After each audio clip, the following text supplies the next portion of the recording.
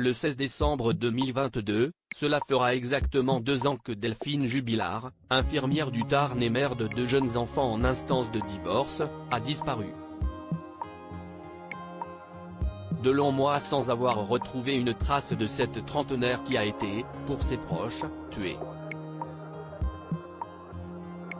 En effet, pour eux, rien n'explique un départ volontaire soudain en abandonnant sa progéniture qu'elle chérissait tant.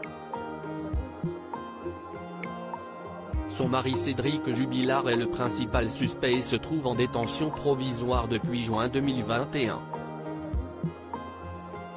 S'il clame son innocence par la voix de ses avocats, un nouvel élément vient l'accabler, alors qu'il va participer à une reconstitution de la dernière nuit de sa femme. La radio locale 100% a dévoilé des informations exclusives d'après des documents confidentiels qu'elle a pu consulter. Les gendarmes de la section de recherche de Toulouse ont analysé le podomètre du présumé coupable.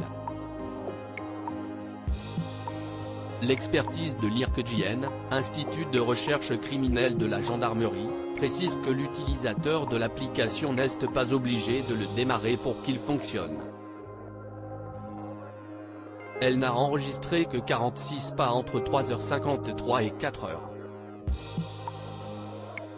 255 pas pour la tranche 4h, soit de petits déplacements puisqu'aller aux toilettes équivaut en moyenne à une quarantaine de pas. Ce qui contredit le fait qu'il a cherché son épouse disparue dans la nuit, comme il l'avait affirmé aux gendarmes peu après sa disparition. Son précieux téléphone, son point faible ? S'il n'était pas obligé d'avoir son téléphone sur lui, rappelons qu'il ne l'a éteint que 2 fois durant l'année 2020, il a toujours beaucoup utilisé son appareil au quotidien.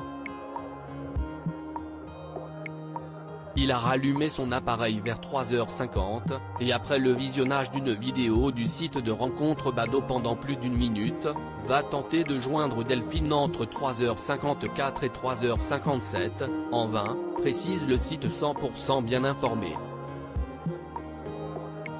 Puis, il échange de nombreux messages avec une amie de Delphine et après avoir appelé les gendarmes vers 4h du matin, il va passer des appels frénétiques vers le numéro de la mère de ses enfants, 150 appels jusqu'à 8h12, précise 100%. De quoi appuyer le fait que le peintre plaquiste n'a pas dû se séparer de son smartphone et que donc, le podomètre a pu bien calculer le nombre effectif de pas qu'il a fait. Un élément qui s'ajoute au fait que lors d'une disparition temporaire de Delphine en août 2020, parti regarder les étoiles et communiquer avec son amant dans la nuit, Cédric Jubilard n'avait pas appelé les gendarmes. Alors que les autorités qui ont remarqué que le principal suspect est allé chez sa mère dès le 16 décembre comme si sa femme ne devait plus revenir et les a contactés pour savoir qui va payer les factures mais jamais pour savoir si son épouse a été retrouvée.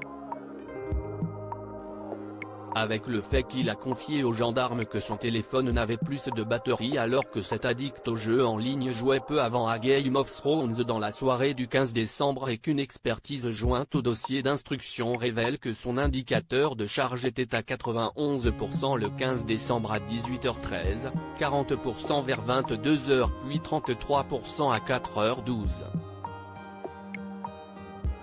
Autant d'éléments qui témoignent du fait que l'artisan controversé aurait très bien pu avoir gardé son téléphone avec lui durant la nuit fatale. Cédric Jubilard reste présumé innocent des faits qui lui sont reprochés jusqu'à la clôture définitive du dossier.